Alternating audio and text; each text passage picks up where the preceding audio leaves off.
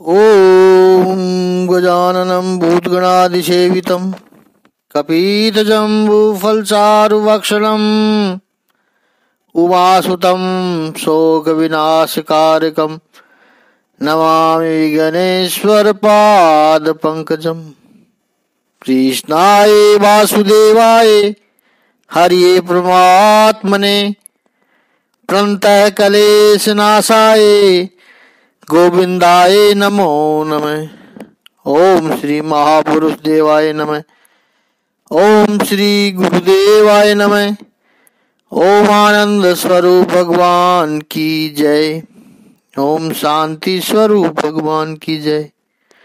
हमारा चिंतन गीता अध्याय 2 श्लोक 47 पे चल रहा है। कर्मण्यवादी कारस्ते मां फलेषु कदाचन। तो इस पर हमारा चिंतन चल रहा है। प्रभु कह रहे कर्म तो करना ही पड़ेगा और कर्म का अधिकार तुम्हें नहीं दिया जा सकता, उसके योग्य नहीं है हम। कर्म हम आज करते हैं, फल परिणाम भविष्य में आएगा और भविष्य पर हमारा अधिकार कैसे हो सकता है? अरे हम तो यह भी नहीं जानते कि भविष्य में हम होंगे या नहीं होंगे। तो कर्म मैं करूं और फल भी मैं तय करूं, यह तो ऐसी बात हुई कि परीक्षा में पेपर भी मैं दूं और कॉपी चेक भी मैं ही करूं। ये नहीं हो सकता है, ये संभव ही नहीं है। पेपर यदि हम देते हैं तो उसको चेक करके मार्क्स देने वाला कोई दूसरा ही होना चाहिए। इसलिए कर्म यदि हम करते हैं तो परिणाम तय करने वाला, उसका फल तय करने वाला कोई दूसरा ही होना चाहिए, तभी फल योग्य होगा। यह तो लॉजिकल व्याख्या हुई। अब भक्ति के दृष्टिकोण से कहें तो भक्त भगवान से कहता है, प्रभु बहुत फलों की अभिलाषा रख ली, बहुत फलों की अपेक्षाएं रख ली और तेरी करुणा भी रही है कि मैंने जो अभिलाषा रखी प्रभु तूने पूरी भी की है। लेकिन अब मुझे पता चला है कि जिसमें मैं सुख समझकर मांगता हूं वही मेरे दुख का कारण बन जाता है। जहां जहां सुख सोचता हूं उस वस्तु के मिलने से सुख मिलेगा, सुख आ जाएगा। इस व्यक्ति के साथ में आने से सुख आ जाएगा। और प्रभु तूने कृपा भी की, मेरी इच्छा पूर्ण की, मैंने तुझसे प्रार्थना की, मैंने कुछ कर्म किए, उनका तूने तुरंत परिणाम दिया। उस व्यक्ति से, उस वस्तु से मिला दिया मुझे। थोड़ा सा समय बीतने पर पता चला कि कैसी मेरी भूल थी ये। सुख के गुलाब जहां लेने जाता था वहीं से दुख के कांटे में हाथ लपट गया। प्रभु लहूलुहान हो गया मैं। हम जिन्हें अपना समझते थे उन्हीं लोगों ने हमारे साथ छल किया। हमने जिनसे प्रेम किया उन्हीं लोगों ने हमें हमारे पीठ के पीछे छुरा भोंक दिया। हमने तो सुख चाहा था। जीवन के अनुभवों से ये सीख मिली है प्रभु कि मेरे लिए अच्छा क्या है वो मैं नहीं जानता, वो तू तय कर। तू जो तय करेगा प्रभु वो श्रेष्ठ ही होगा, क्योंकि मेरी भलाई, मेरा कल्याण किस में है वो मुझसे अधिक मेरे प्रभु वो तू जानता है।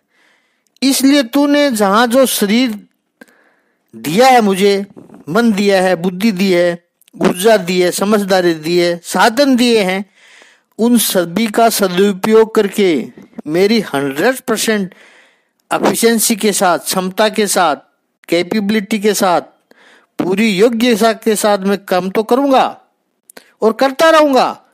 सत्कर्म तो करता रहूंगा प्रभु, लेकिन फल क्या देना है वो तू तय कर। कर्मणे और उससे जो मन की शांति प्राप्त होगी उसका आनंद ही अलग होगा। तीसरी बात, मां कर्म फल हेतुर्भू।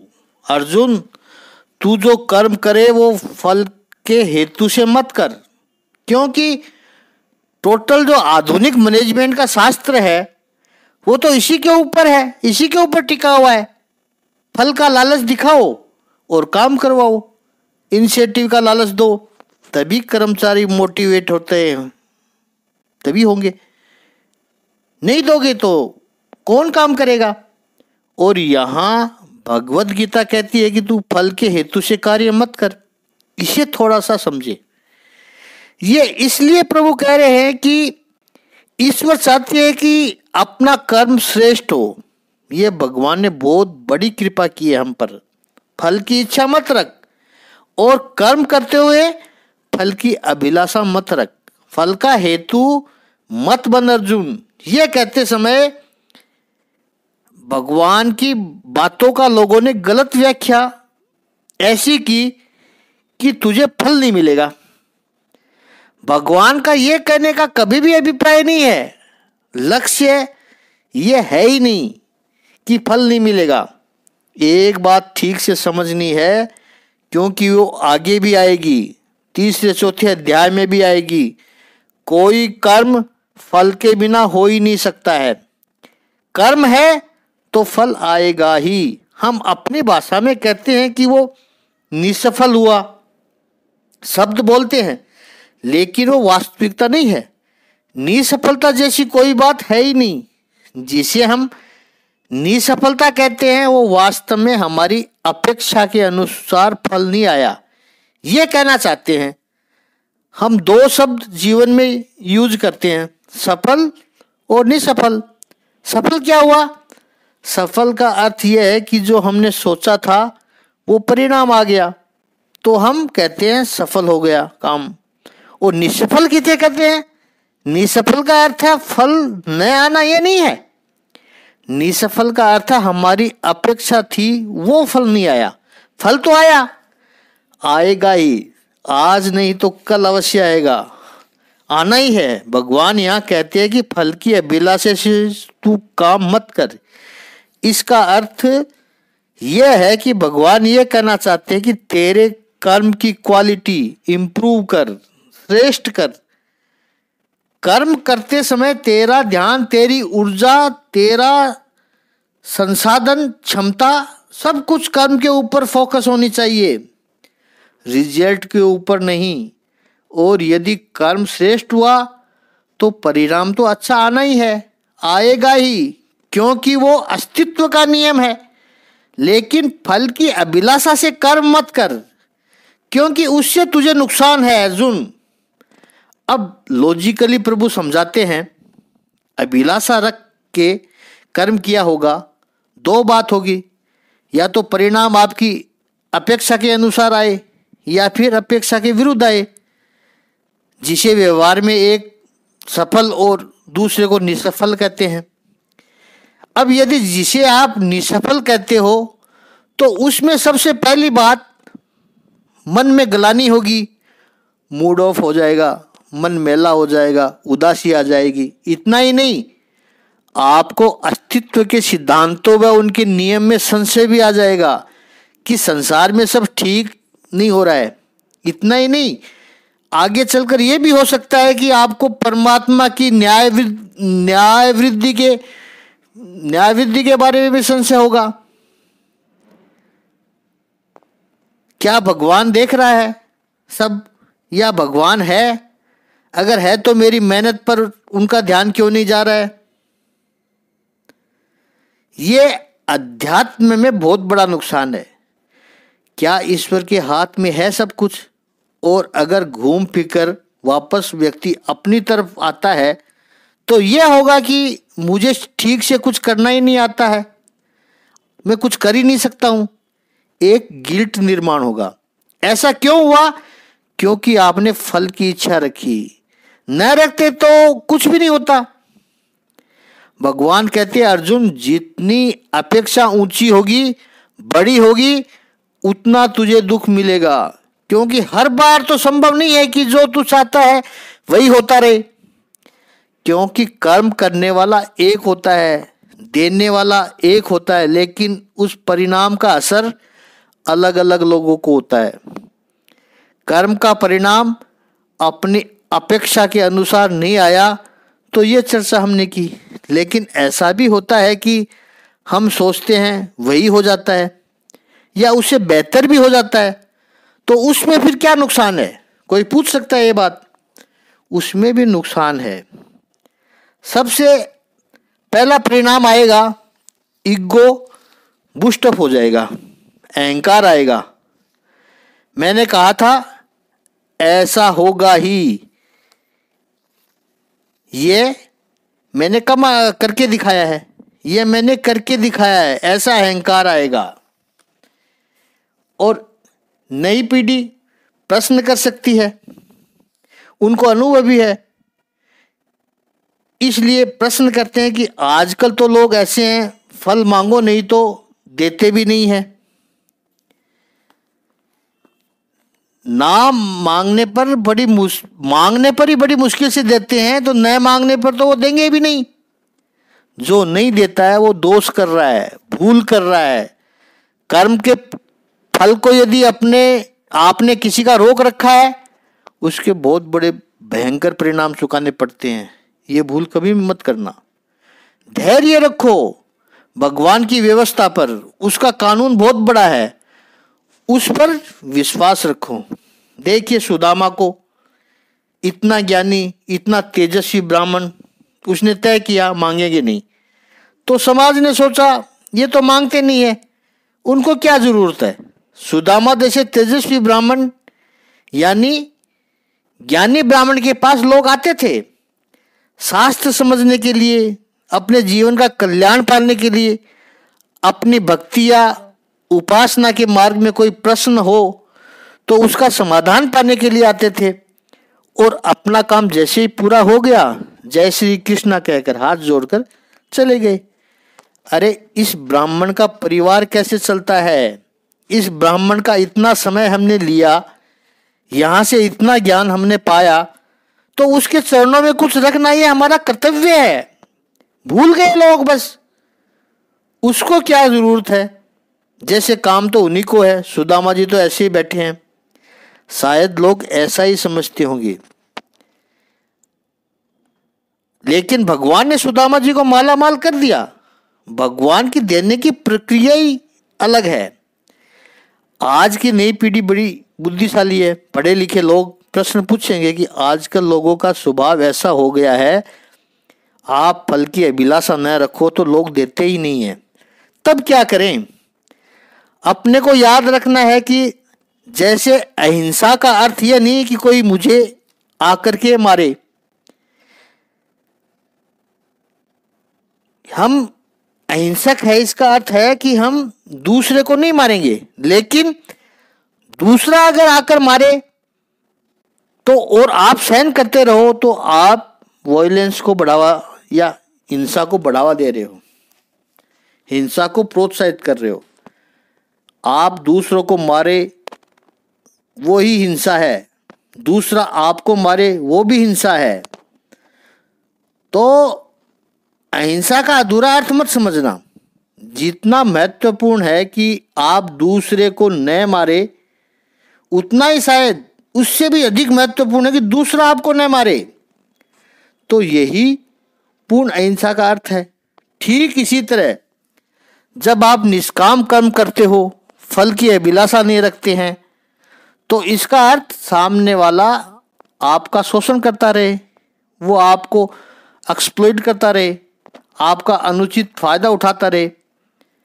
आप किसी ऑफिस में काम करने के लिए गए, स्वाभाविक है 1 महीना पूरा हो जाए तो जो भी बॉस है, आपका एम्प्लॉई है, जिसने आपको काम पर रखा है, जिसके लिए आप काम कर रहे हो, वो सैलरी दे देगा।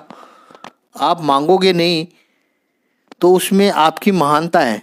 लेकिन मालिक सोचे ये तो मांगता नहीं है, छोड़ो इसको, मत दो। जो मांगते हैं उनको दे दिया, जो नहीं मांगा उसको नहीं दिया। वो सोचता है कि ये तो फ्री था, आ गया ऐसे ही काम करने के लिए, समय पास करने के लिए, इसको क्या जरूरत है। 1 महीना बीता, 2 महीना बीते, नहीं दिया। और जब आप कहते हो कि कर्म किए जा, फल की इच्छा न कर, तो क्या न मांगे? भगवत गीता ये नहीं कहती है कि आप अपना शोषण होने दो। उसके और भी परिणाम है। जो व्यक्ति आपका अभी सम्मान नहीं कर रहा है उसको अनंत गुना चुकाना पड़ता है।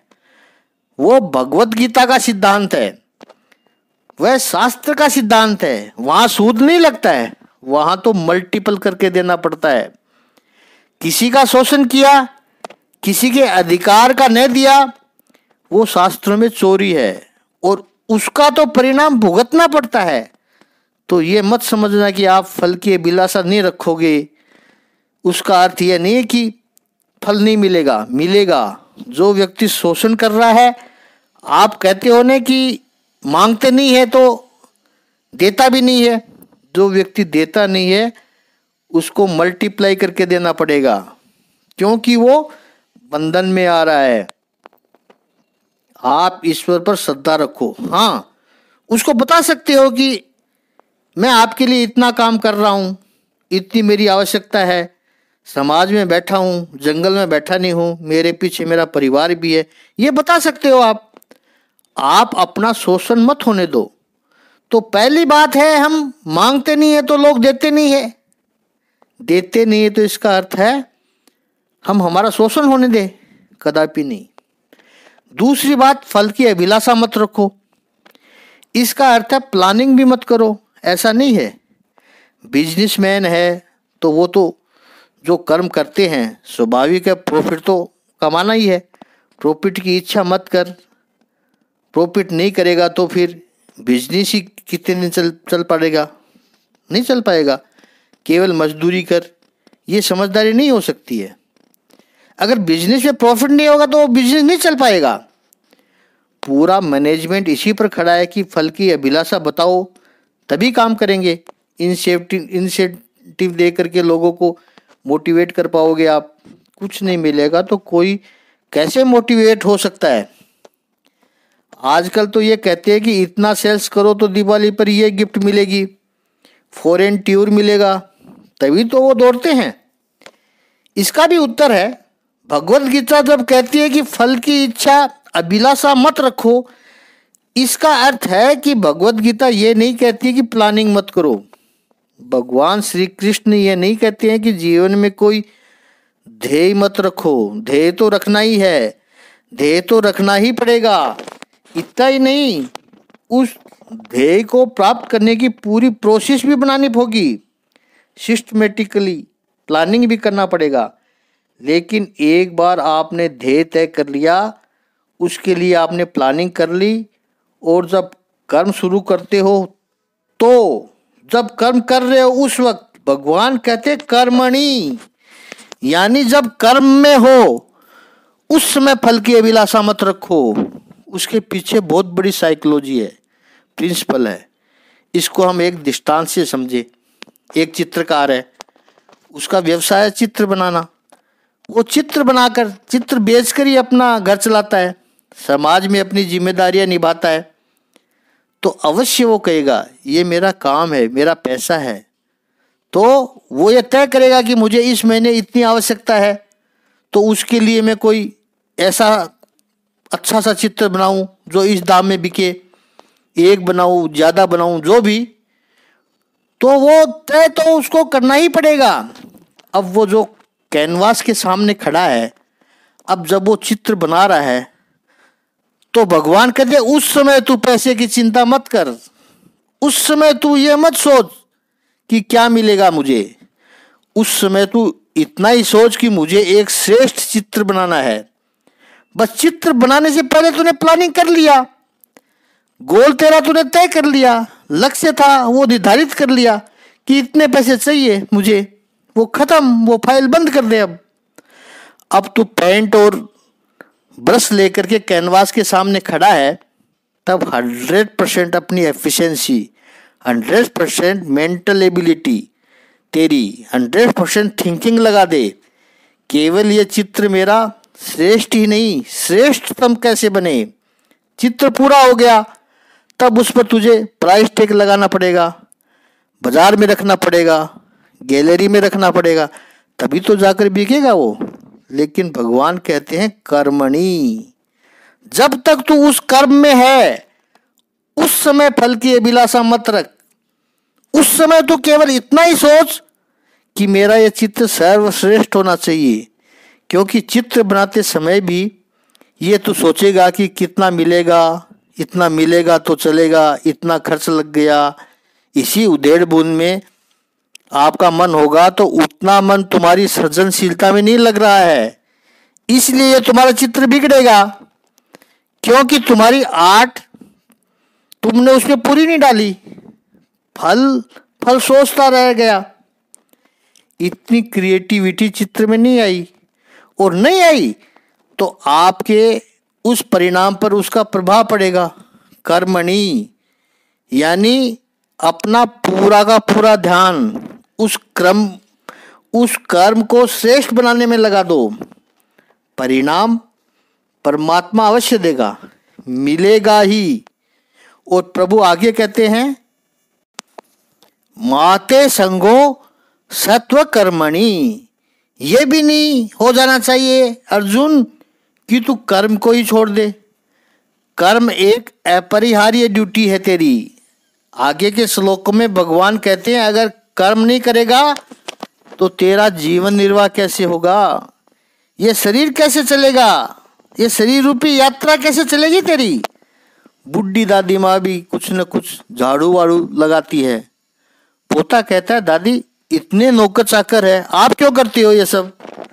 तब दादी जी की एक ही दलील होती है कि बेटा शरीर चलता रहे बस, इसलिए जब काम बंद कर दूंगी तो शरीर भी बंद हो जाएगा। भगवान श्री कृष्ण भगवत गीता में कहते हैं, कर्म नहीं करोगे तो तुम्हारी शरीर यात्रा भी नहीं चलेगी। फल नहीं मिलता तो कर्म क्यों करना। भगवत गीता कहती है कि कर्म को स्वधर्म बना करके आचरण करो। इसलिए भगवत गीता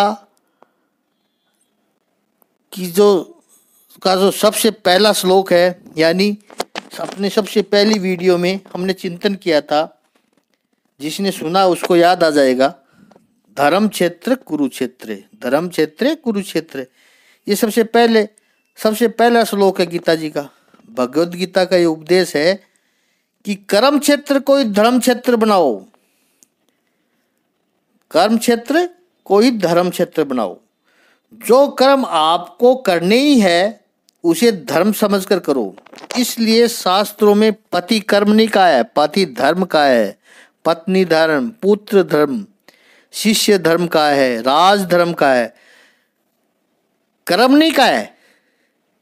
इन सब का जो कर्म है वो धर्म है, यानी कर्म को ही धर्म समझकर करो। धर्म यदि समझ में आएगा तो कर्म तो करना ही है। यह भगवान श्री कृष्ण की मौलिकता है कि स्वकर्म को स्वधर्म समझकर करो। कर्म और फल एक ही सिक्के के दो पहलू है। अगर किसी व्यक्ति ने आपके लिए कर्म किया तो उसका फल तुरंत दे देना चाहिए, उसकी प्राप्ति में व्यवधान न बनना, यह तुम्हारा धर्म है। भगवान श्री कृष्ण कहते हैं, जीवन में जो आप कर्म करते हो उसी का आनंद लेना शुरू करो। फल आएगा, कहाँ जाने वाला है, आज नहीं तो कल, कल नहीं तो परसों, इस जन्म में नहीं तो अनंत गुना करके अगले जन्म में आएगा ही, छूट सकता ही नहीं है। ये सृष्टि का सिद्धांत है। बस कर्म और कर्म की क्वालिटी में कोई फर्क नहीं पड़ना चाहिए। ईश्वर की व्यवस्था पर श्रद्धा रखो, वही कर्म योग है। जिस समय आप कर्म का आनंद लेना सीख गए वो ही कर्म योग है। ये हमने इस श्लोक की व्याख्या की है। कल 48वां श्लोक लेंगे। ओम श्री सच्चिदानंद भगवान की जय। ओम श्री आनंद कंद भगवान की जय।